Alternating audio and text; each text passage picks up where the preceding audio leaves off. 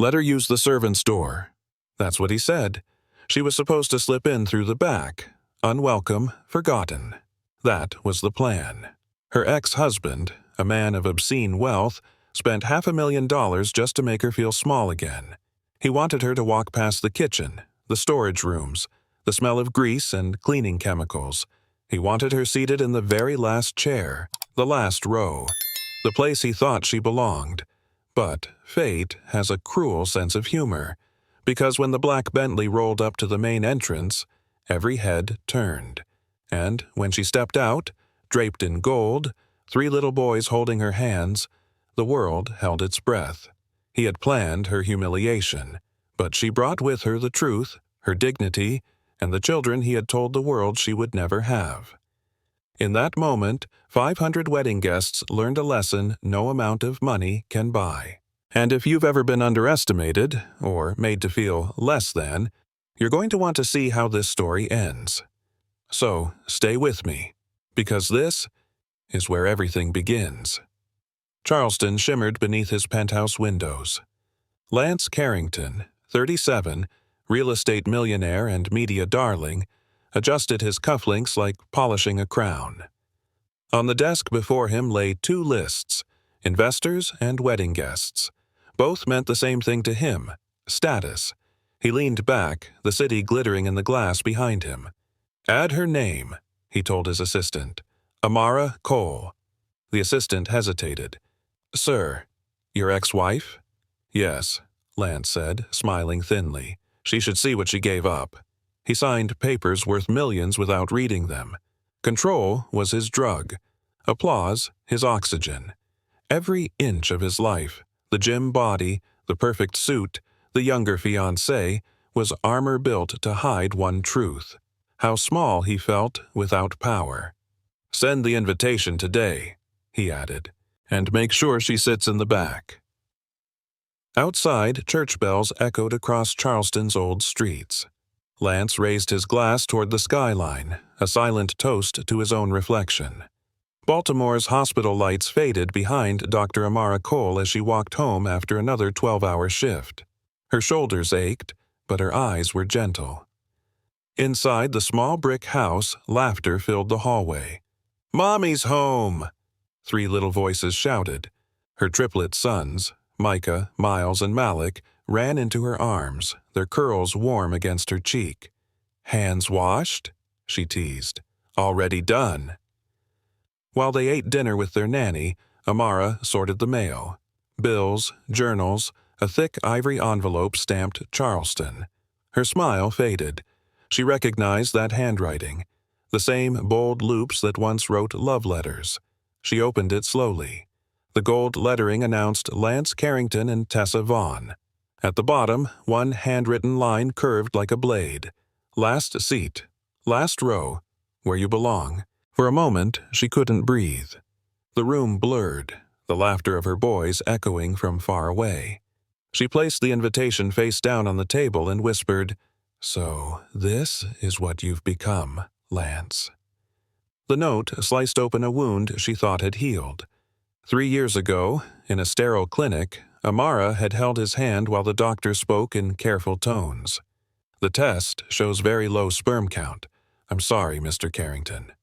Lance's fingers had gone rigid beneath hers. Later, at home, his anger filled the walls. "This is your fault, Amara. You waited too long. You cared more about work than family." She had tried to reason, to love him through shame, but shame turned him cruel. Rumors spread fast. She was too old, too career-driven, too barren. She had left Charleston quietly, taking her broken heart north to Baltimore, determined to build something new. Now, his handwriting dragged it all back. The whispers, the pity, the betrayal. Amara folded the invitation and placed it in a drawer. She closed it gently, as if burying the last piece of him. But inside, something stirred. Not anger, not fear. A calm awareness that the past was not finished with her yet. The next evening, her friend Lila Morrison stopped by after shift. Scrubs wrinkled, eyes sharp with loyalty. "He sent you that?" Lila asked after reading the invitation. Amara nodded. He wants me to see his new life. He wants to humiliate you, Lila said flatly. Don't give him the chance. Amara poured tea, calm but distant.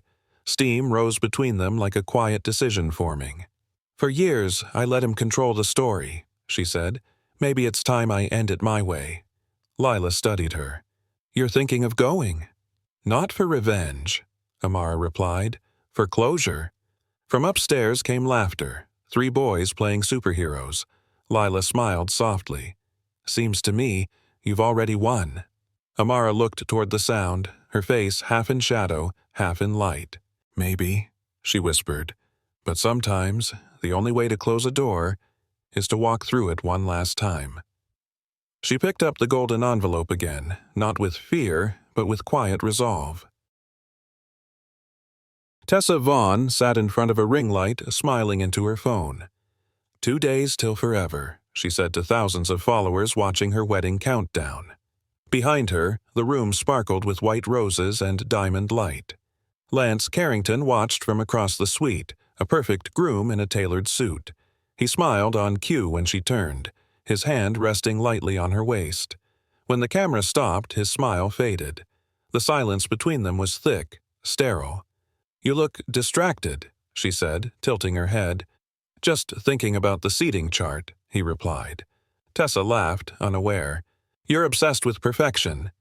He nodded, though his thoughts were far away. In his mind, he wasn't picturing vows or champagne. He was picturing Amara Cole, her steady eyes, her quiet strength, the way she once believed in him. Tessa started another live stream, adjusting her lipstick. Lance looked at his reflection in the mirror behind her. For a second, he didn't see a groom. He saw a man haunted by a woman he couldn't control. The next morning, Lance met with his event coordinator at the Beaumont estate. Move her seat, he said. Last row, near the catering staff. The planner hesitated. Mrs. Cole, sir? She's a guest. Exactly, Lance replied, a reminder of what she lost. He paced the ballroom, pointing to the glowing chandeliers. I want every camera ready when she walks in. Capture her reaction. Just a little poetic justice. He didn't notice the planner's discomfort or Miles watching from across the room. You're really doing this? Miles asked quietly. Lance smirked. It's harmless. But the way his voice trembled betrayed something deeper, a hunger to prove he had power again. Outside, workers built floral arches and laid gold carpet. Everything glittered like a movie set. To everyone else, it looked like a dream wedding. To Lance, it was a stage, and humiliation was his chosen performance. That night, Miles joined Lance at the rooftop bar overlooking the harbor. Jazz drifted through the warm air. You're marrying Tessa, Miles said, sipping his drink. But you still talk about Amara. You're not moving on. You're circling her shadow. Lance leaned back, cold and proud. She made me look weak, Miles. She'll learn I'm not. Miles watched the city lights reflect in his friend's eyes. You're not proving strength, he said softly. You're proving pain. Lance's jaw tightened. She has to pay for walking away. Miles didn't answer. He just looked toward the dark water, where reflections trembled and broke apart. You're the only man I know, he said, who could win everything and still lose himself. Lance looked away, pretending not to hear, but inside something small flickered. A memory of Amara's hand on his cheek, the way she once whispered, I believe in you. He finished his drink in silence, mistaking obsession for control. In Baltimore, Amara opened her closet. Her fingers brushed over fabric until they found it. A gown of deep gold, woven with kente patterns from her mother's homeland. She held it against her, the fabric shimmering softly in the light. The color reminded her of resilience, not revenge. Then she called a number she hadn't dialed in years. Noah Sterling, a warm voice answered. Noah, she said, you're managing the Beaumont estate now, aren't you? I am. Why? I think Lance planned something unkind. I'll need your help. There was a pause, then Noah's tone turned steady. You'll arrive through the main gate, Amara, the front entrance, the way you deserve. After the call, she stood by the window. The city outside glowed blue with night. Her reflection stared back, stronger, calmer, ready. She whispered to herself, "No more hiding." The next morning, Amara gathered her 3 boys in the living room.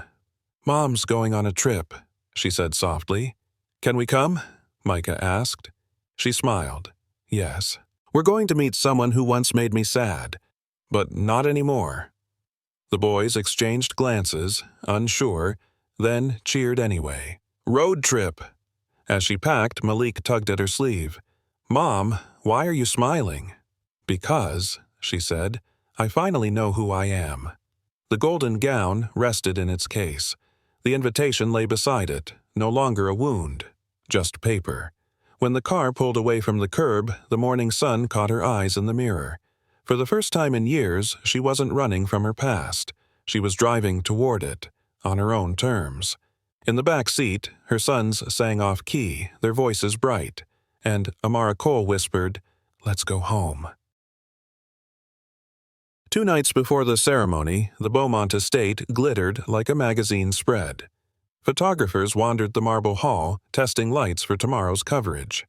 6 magazines will stream it live, Lance told Tessa, his voice proud, almost rehearsed. She twirled in her dress rehearsal gown, white silk spilling like champagne. "We'll be perfect," she said. Flashbulbs caught them mid-smile. To the world, they looked radiant, Charleston's golden couple. Inside, Lance felt only static.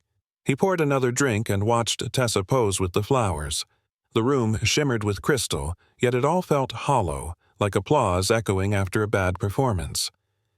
"Do you ever get tired of all this?" she asked lightly. "Never," he lied. She didn't notice his jaw tighten when her phone buzzed with new followers. He didn't notice her eyes linger on his reflection, wondering why his smile never reached his eyes. The champagne sparkled. The cameras clicked. But behind every picture was a man chasing the ghost of a woman who no longer looked back. The next morning, the bride's father, Richard Vaughn, found Lance on the terrace overlooking the gardens. "Beautiful place," the older man said, his tone measured. "Almost too beautiful." Lance smiled politely. "Your daughter deserves the best." Richard studied him, slow and steady. "Does she know everything about you, Mr. Carrington?" Lance's smile didn't move. "The past doesn't belong at a wedding." "Maybe not," Richard said, "but lies do." The wind shifted, carrying the scent of roses and unease. Lance turned toward the horizon, his charm like glass, transparent, breakable. "You'll make her happy," Richard said finally, though it sounded more like a warning than a blessing. Lance nodded, but his reflection in the window looked distant, unfamiliar. For a brief moment, guilt flickered. Quick, small, gone. He straightened his tie and whispered, It's my day. Nothing will ruin it." In Baltimore, Amara sat at her desk after the boys were asleep. The house was quiet, except for the hum of her printer. On the screen glowed the old medical report. Lance Carrington. Infertility diagnosis. Confidential. She read it once, not with anger, but with certainty. She printed 5 copies, each sealed in an unmarked envelope. Inside, only one sentence written by hand. "The truth deserves light." One by one, she addressed them to his key investors. She paused before the final envelope, exhaled, and whispered, "This isn't revenge, it's balance." Outside, the city was calm, lights blinking over quiet streets. She thought of how he had once laughed at her faith, her patience. Now, she no longer needed his apology or his downfall. She only wanted freedom. When the last envelope slipped into the mailbox, she looked up at the night sky. It was wide, endless, forgiving. Tomorrow, she would fly home to the South, not to reopen wounds, but to show that they had healed. The plane lifted through clouds, leaving Baltimore beneath her. Amara rested her head against the window, the hum of the engine steady and low. Her mother's voice echoed in memory. "Forgiveness isn't weakness, child. It's freedom." She smiled faintly, watching the horizon blush with morning light. Micah and Malik dozed beside her. Miles drew pictures on a napkin. Tiny houses, a car, 3 stick figures holding hands. A flight attendant offered coffee. Amara shook her head. She didn't need anything more. Below, the coastline curved like a ribbon toward Charleston. For years she had avoided it, afraid of the ghosts waiting there. Now she felt only calm. She touched the gown folded in her bag, its golden fabric warm even through the zipper. The gold wasn't for revenge, it was for remembrance. When the pilot announced their descent, she whispered to herself, "Let it be the last goodbye." At the estate, final preparations filled every hallway. Staff moved like clockwork, checking lights, adjusting chairs. Lance walked the aisle alone, rehearsing his entrance. The echo of his footsteps was the only sound. "Everything perfect?" he asked the head of security. "Yes, sir. Cameras tested." "Good," Lance said. "I want no surprises." From the doorway, Miles watched him. "You're sure about this?" Miles asked quietly. "This is my wedding," Lance replied. "What's to doubt?" Miles hesitated. Sometimes perfection hides disaster. Lance gave a short, cold laugh. "I don't regret anything, Miles. Not then, not now." The band began a soft rehearsal tune. The empty chairs gleamed under the chandeliers. Miles turned away, uneasy. He couldn't shake the feeling that tomorrow's light would reveal more than beauty. Lance stood at the altar, hands clasped behind his back. For a moment he imagined applause, cameras, the world watching him win. And somewhere, buried deep beneath the suit and the smile, his heart whispered a warning he refused to hear. The night before the wedding settled over Charleston, heavy and gold. In her bridal suite, Tessa Vaughn lay awake, phone screen glowing in the dark. She scrolled through endless comments. Perfect couple, fairy tale day, goals, but her heart beat unevenly. Lance had seemed distant all week. Every time she asked, his smile came too quickly, too polished. She turned off the phone and stared at her ring. Something about the silence felt wrong, like music played in the wrong key. Across the city, in a quiet guest house near the airport, Amara Cole hung her gown by the window. The golden fabric shimmered softly beneath the lamplight. She touched it once, the way someone touches memory. Her boys slept in the next room, breathing steady and safe. She whispered a prayer, not for revenge, but for peace. Two women, two different worlds, both staring into the same darkness. Tessa's fear came from not knowing who Lance really was. Amara's calm came from finally knowing exactly who he had become. Outside, the moonlight stretched across Charleston's streets like a line waiting to be crossed. Sunlight poured over the Beaumont estate, turning every glass surface gold. Lance Carrington stood before his mirror, adjusting his tie until it was perfect. His reflection smiled back, flawless, empty. On the table, a bank of security screens showed every entrance, every guest list update. He watched them like a general before battle. Down the hall, Tessa posed for the photographer, her laughter tight, rehearsed. In another city block, Amara braided her son's curls and buttoned their shirts. "Today," she said softly, "we say goodbye to the past." Micah nodded. "Goodbye, bad people?" She smiled. "Just goodbye." The boys giggled, spinning in their new clothes. She looked at them and saw every reason she had survived. Back in Charleston, Lance checked his watch. The ceremony would begin in 3 hours. Outside, the sky was flawless. Inside, his pulse wasn't. The black Bentley waited at the curb. Amara fastened each boy's seatbelt, her hands steady.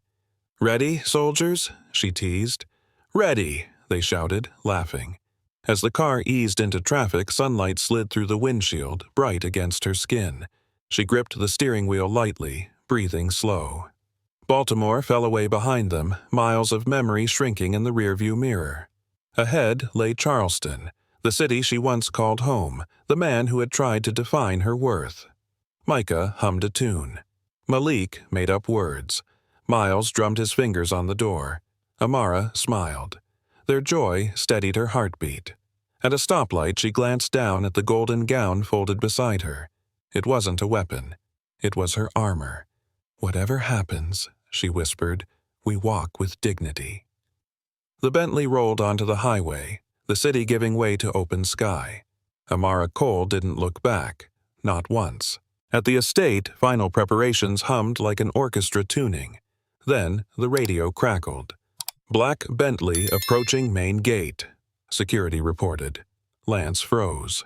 "Main gate? Who authorized that?" "Noah Sterling, sir," the voice replied. "He said it's under special clearance."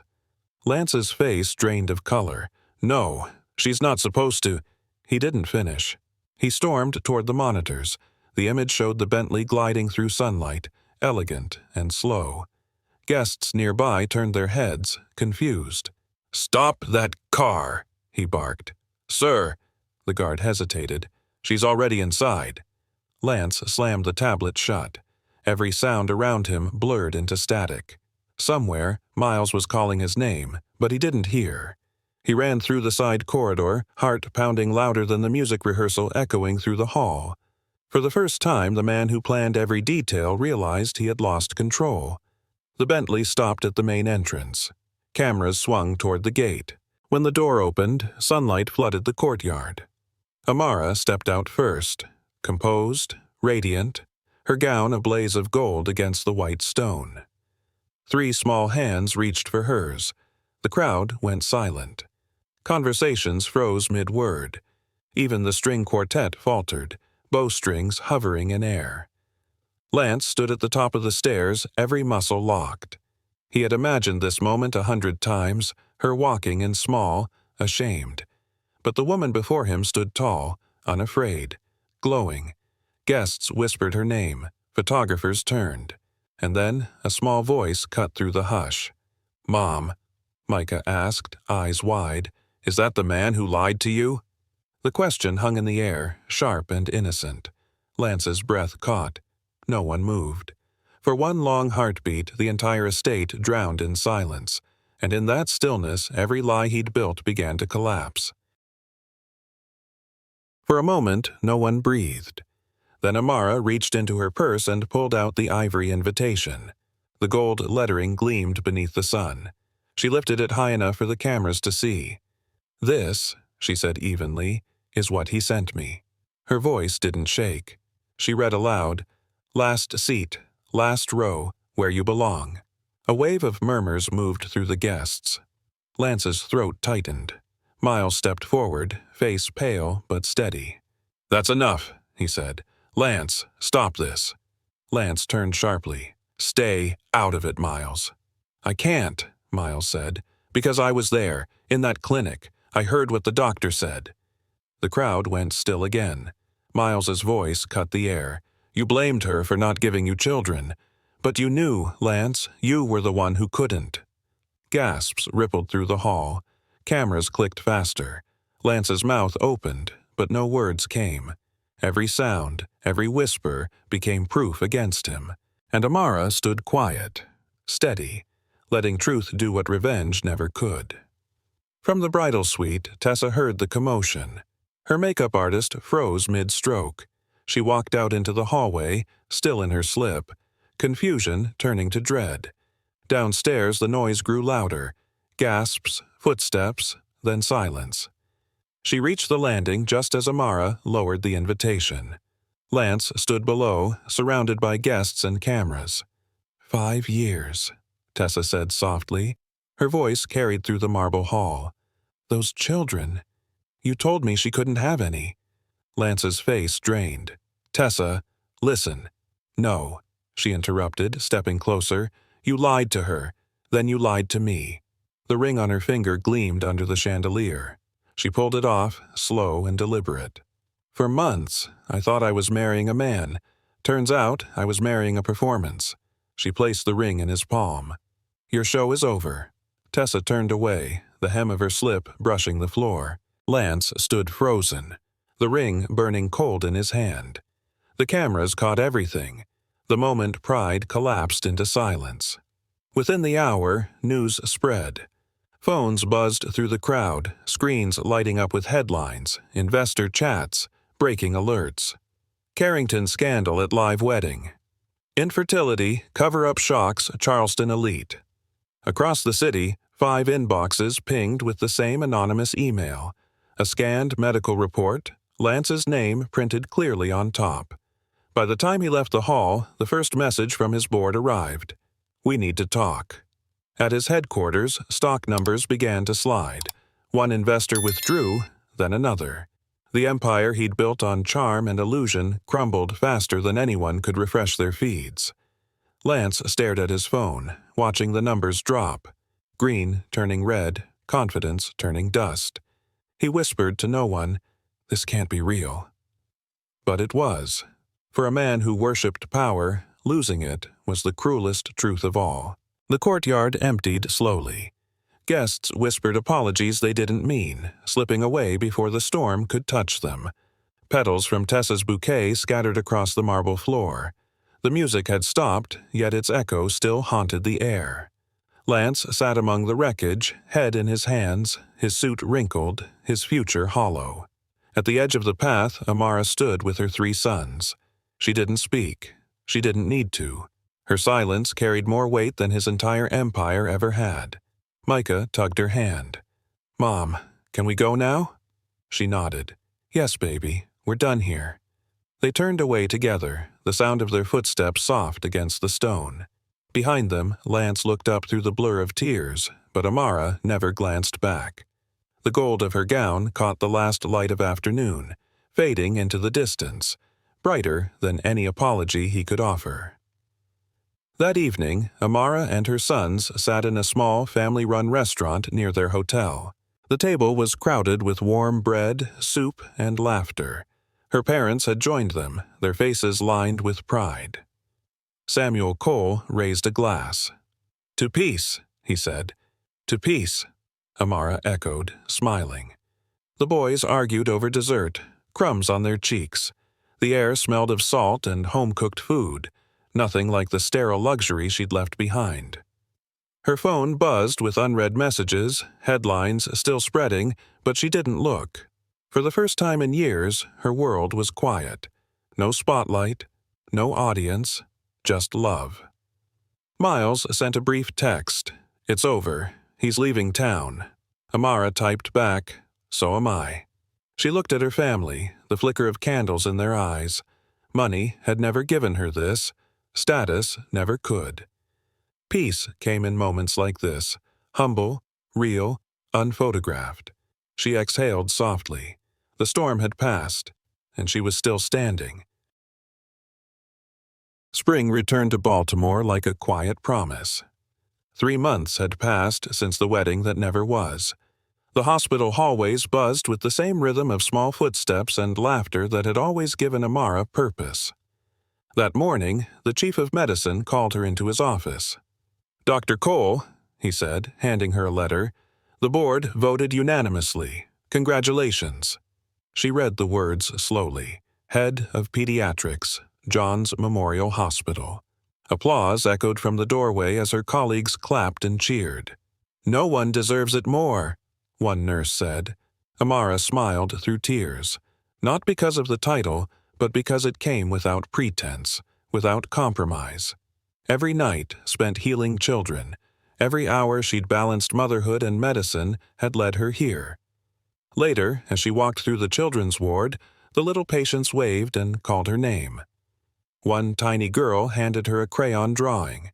3 sons and one smiling woman in the middle. "Who's this?" Amara asked gently. "You," the girl said, "because you make things better." Amara knelt, heart full. She realized then, redemption didn't arrive with applause. It came quietly, disguised as peace. That evening, as the hospital emptied and rain began to fall, Amara opened her email. Among the patient updates was a name she didn't expect, Tessa Vaughn. The message was short. "Thank you for the truth. I left Charleston. I'm starting over. You saved me from a life built on lies. I hope one day peace finds you the way it's finding me." Amara leaned back in her chair, the sound of rain soft against the glass. She thought of the young woman she'd met only through pain, how easily they could have been rivals, how instead they'd become witnesses to each other's healing. She typed a simple reply. "It already has. Be kind to yourself, Tessa." Then she closed her laptop, turned off the office lights, and smiled. Two women, once divided by the same man, now united by survival. Forgiveness had built a bridge neither of them knew they needed.